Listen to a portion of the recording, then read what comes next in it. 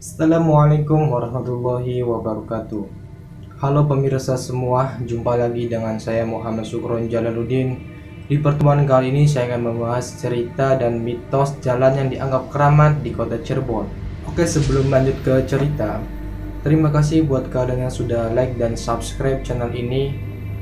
Bagi kalian yang belum subscribe, silakan di subscribe dulu dan pencet tombol notifikasinya supaya kalian gak ketinggalan video dari saya selanjutnya. Oke, langsung saja ke ceritanya. Jadi gini pemirsa, kalian tahu kota Cirebon? Ya, yang tahu komen di bawah, dan apa yang membuat kalian ingat atau menjadi tahu tentang kota Cirebon. Dan dari mana kalian tinggal, tulis di kolom komentar ya. Nah, kebetulan saya sendiri berasal dari Kabupaten Cirebon. Kota Cirebon ini menyimpan beragam cerita dan mitos. Salah satunya tentang mitos Jalan Karanggetas yang berada di pusat kota Cirebon. Banyak orang yang bilang kalau ada seseorang yang memiliki ilmu kanuragan melintas di jalan tersebut, maka kesaktiannya akan hilang atau luntur seketika. Mitos tentang Jalan Karanggetas ini sering dihubungkan dengan kisah Syekh Magelung Sakti. Siapakah Syekh Magelung Sakti ini? Beliau adalah orang sakti mandraguna pada waktu itu.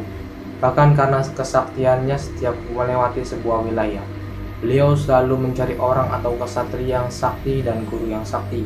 Setiap beliau bertemu dengan kesatria, maka beliau akan mengajaknya berduel, sedangkan saat bertemu dengan guru yang sakti, maka beliau belajar kepadanya. Guru yang sakti yang dimaksud di sini adalah jika seorang kesatria menjumpainya berhasil mengalahkan kesaktiannya, maka Syekh Magelung Sakti akan berguru kepada kesatria atau orang tersebut.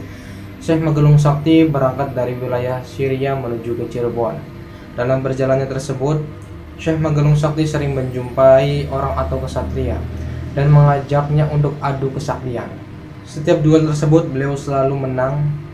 Namun karena seringnya menang berduel, kepribadian beliau menjadi congkak atau sombong. Tujuan beliau pergi ke Cirebon adalah untuk menemui Sunan Gunung Jati. Kalian pasti tahu dong, siapa Sunan Gunung Jati? Ya, beliau adalah salah seorang dari 9 wali songo atau wali songo.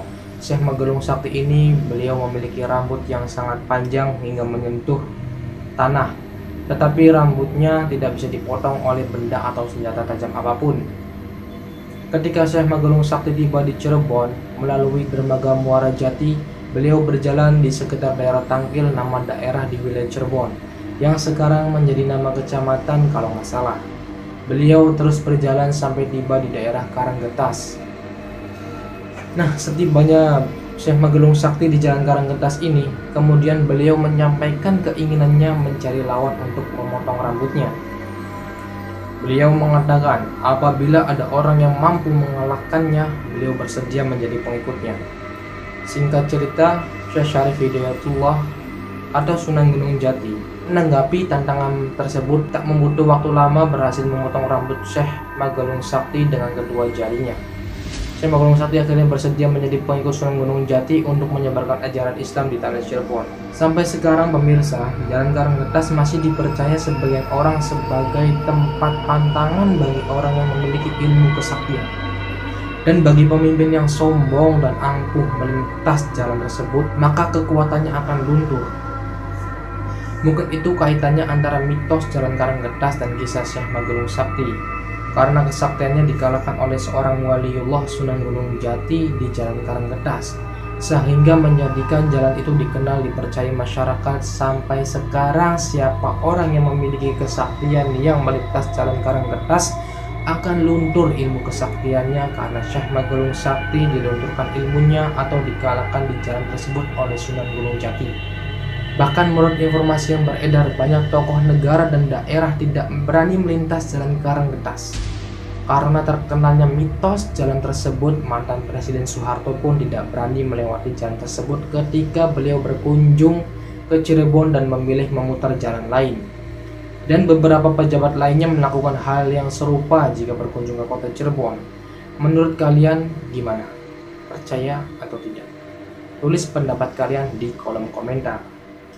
Kalau kalian suka dengan video ini, silahkan di like, share, subscribe, lalu tekan tombol notifikasinya, dan sampai jumpa di video selanjutnya. Assalamualaikum.